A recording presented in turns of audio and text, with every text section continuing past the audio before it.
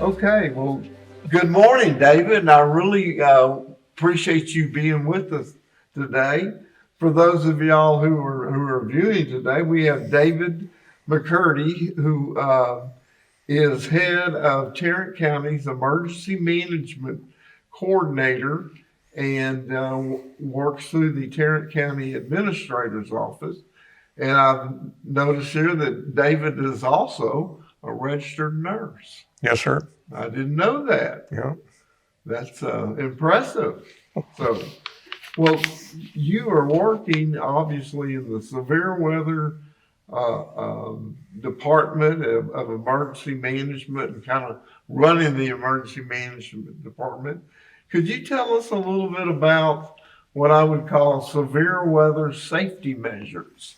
Sure. As we all know, this part of the state, this part of the country is prone to a lot of severe weather. And with the spring weather starting up here now, finally after all the winter weather, hopefully, we get a lot of severe weather. And it bubbles up sometimes very quickly, and we need to be prepared for it.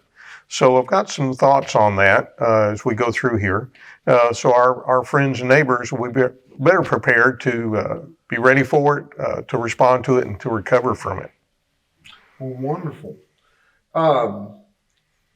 Could you tell us a little bit about how you can prepare your home for severe weather? Well, there's a lot of things you can do. If you know that there's some severe weather coming, go outside and look around your house. Do you have something that might blow around if you have big winds, like patio furniture or maybe an umbrella out by the pool, things like that? Bring those in, secure them so they don't just blow around and damage your house or somebody else's house, trash cans, that kind of stuff. Also, have inside your home things to be prepared with, using things like a battery-powered light or lantern. We don't suggest using candles if you lose power. So, you can go find a nice battery-powered lantern that will light up your house for a while if you happen to lose power. Look for your telephone. We all have telephones nowadays, so go find your battery charger and charge up your phone inside your house and be ready. If you need to, secure things inside the house, do that. But hopefully you'll have some notice before that gets here. So how do you stay informed about the weather? Well, I've got my iPhone that pretty much is now my new weatherman. That's right. It's not the days when Harold Taft was around, and that's where we got our note. I was going to refer to you as the Harold Taft of Tarrant County. I'm a little young, but you bring up a good point. The phones we have nowadays are very, very important to us. We have lots of information on here. You can get a weather app that you put on here. You can put a weather radar, all kinds of different things that can alert you that there's some issues there.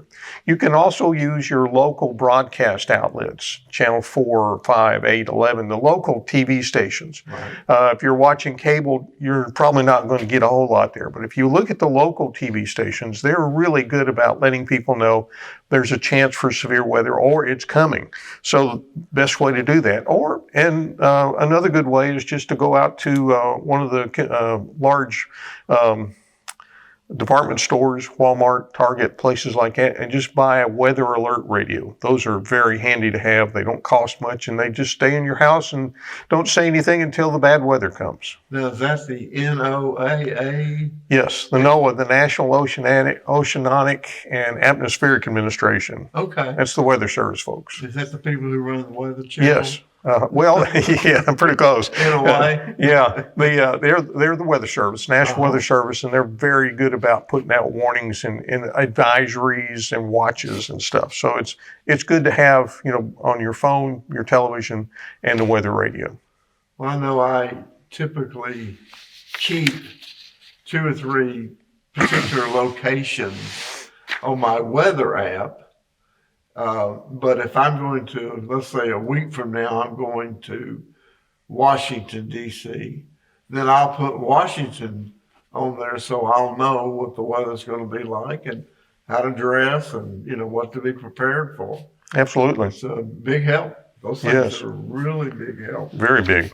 Okay, tell us a little bit about what you should do after the storm hits. Well, a lot depends on how you are impacted by it. If your house has been damaged, or even if it hasn't, probably the best thing for you to do after a storm is stay in the house if possible, because you don't know what's happened outside. You don't know if there's any down power lines or ruptured gas lines, that kind of stuff. Wait if you can. Now, if you have to get out of the house because it's been damaged, be careful about doing that. Contact 911 if you have a problem. I need a fire department, I need a medical, whatever it might be. Also, if you have a power outage or gas outage, whatever it might be, contact that utility company, Encore, Atmos, whoever it might be, and say, hey, I live at this address and I'm out of power. Let them know. Also, contact a family member. If I have a problem, I'm going to call my son who lives in Hurst.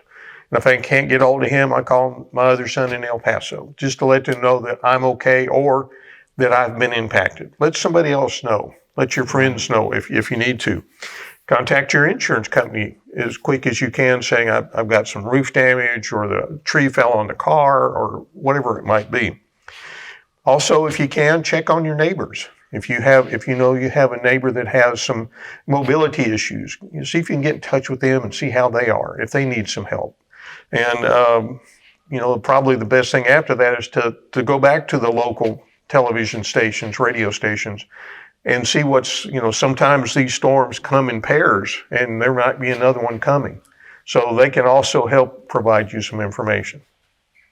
So I guess in the North Texas area, we're probably much more susceptible tornadoes, that type of storm, high winds, versus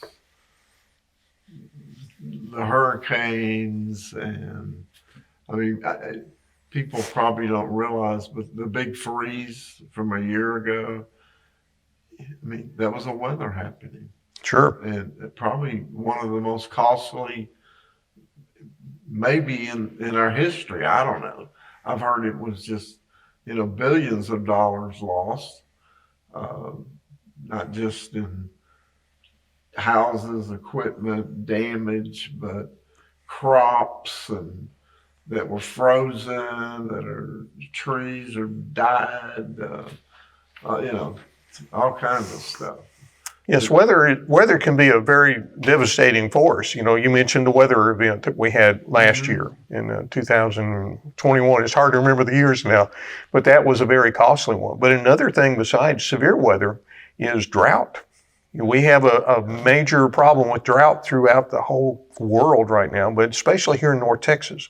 A lot of people don't realize there's a lot of agriculture that goes on here in Tarrant County, and we need some rain right now. Here at the beginning of March, in the middle of March right now, we're hoping to get some more rain pretty soon because drought impacts a lot of things. It impacts our roadways because the roads will start to crack. It impacts, water systems because the old pipes that are down there, they expand and contract due to the heat and cold back and forth. So, by having, a drought on top of everything else, that's just one more thing. Can't do much about it. We can always cattle if the water hole dries up, you can't water your cattle. That's right. There's not much we can do about weather, but we can try to live with it, be prepared for it, and then, obviously respond after the fact.